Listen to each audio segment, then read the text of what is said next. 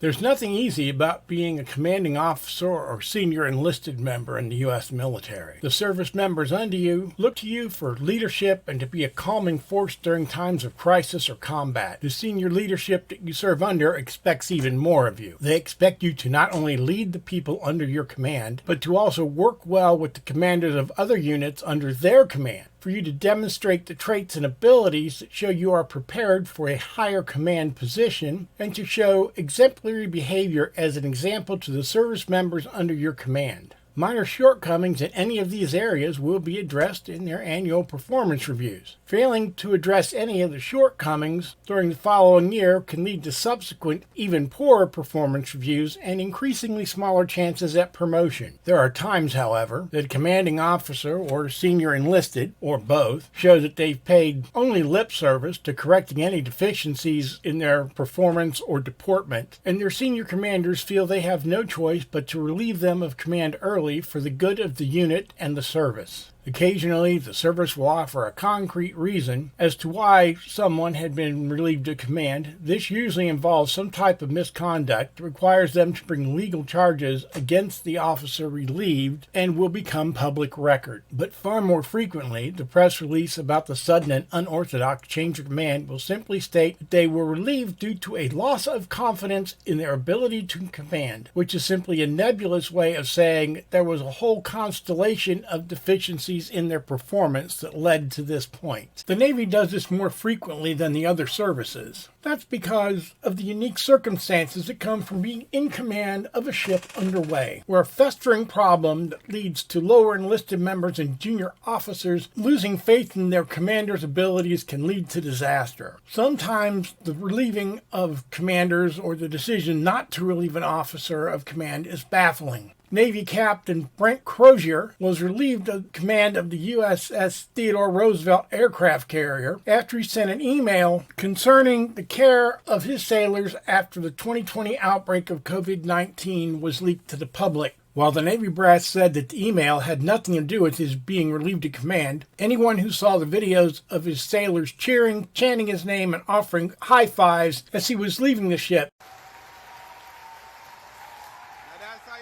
one of the greatest captains you ever had.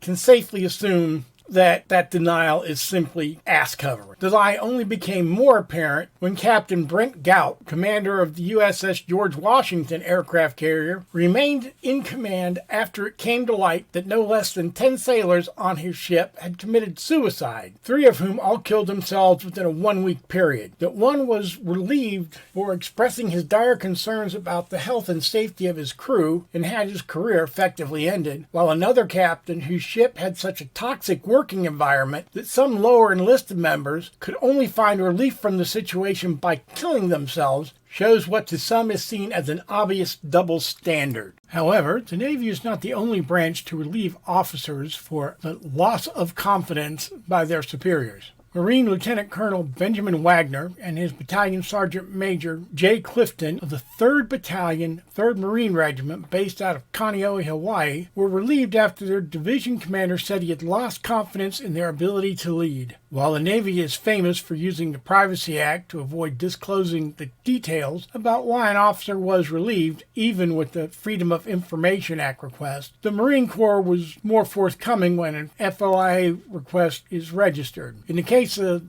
the Lieutenant Colonel and his Sergeant Major, the report obtained after the Freedom of Information Act request was granted shows several examples of poor judgment by both men, including such things as having an enlisted man accused of selling drugs to be arrested in front of his entire company, even though a similar incident by a different battalion commander and Sergeant Major was found to have violated the rights of the Marine who was publicly arrested in front of a battalion formation at Camp Pendleton. The report also revealed that one of them had acted derelict in his duties by drinking alcohol at the start of mountain warfare training. The U.S. Army has released several officers for refusing COVID-19 vaccine, which is understandable, as this was a violation of orders that they were expected to enforce. The 1st Cavalry Division seemed to have a real problem with holding on to commanders of its 1st Armored Brigade combat team. Colonel Michael Schoenfeld was relieved of 1st Brigade command in 2021 because he engaged in bullying and counterproductive leadership, as well as violations of COVID-19 mitigation policies while the brigade was deployed in Europe. His successor,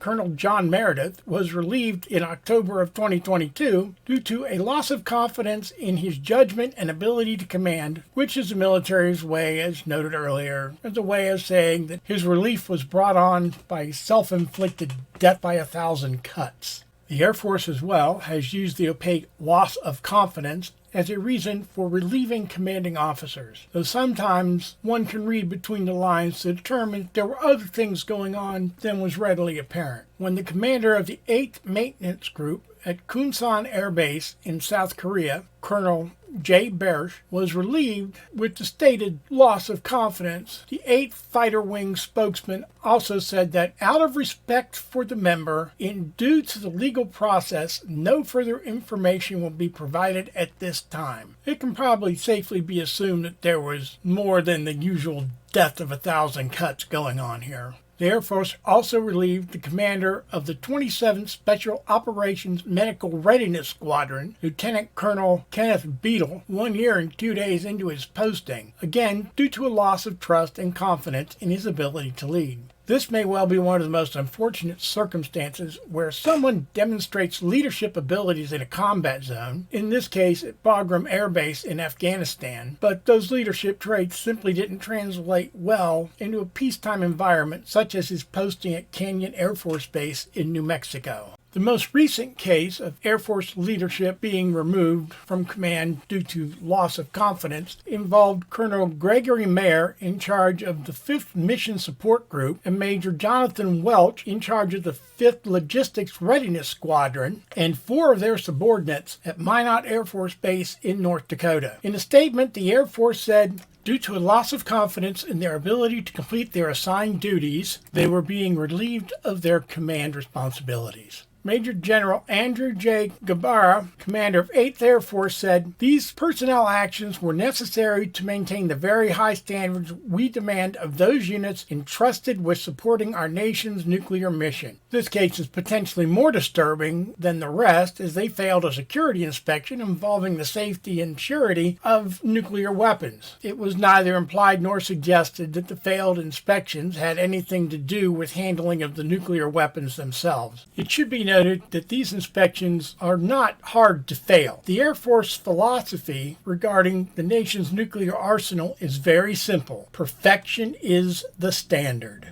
Many of these cases can be written off as cases of the Peter Principle in action in the military. The Peter Principle was first put forth by Dr. Lawrence J. Peter in his book, The Peter Principle, Why Things Always Go Wrong. To simplify it, the theory states that employees within an organization will advance to their highest level of competence and then be promoted to and remain at a level at which they are incompetent. In the civilian sector, once these people reach that level of incompetence, they tend to stay there because the higher-up that promoted them is often loath to admit that they made a mistake. In the military, however, promotions are made through a promotion board of several senior officers, and command assignments often are made through time in service. Because of this system, it is much easier for the senior officers to release someone of command, as the decision to place them in command was not made solely by them. That's it for this video. I hope you enjoyed it, and thank you for watching.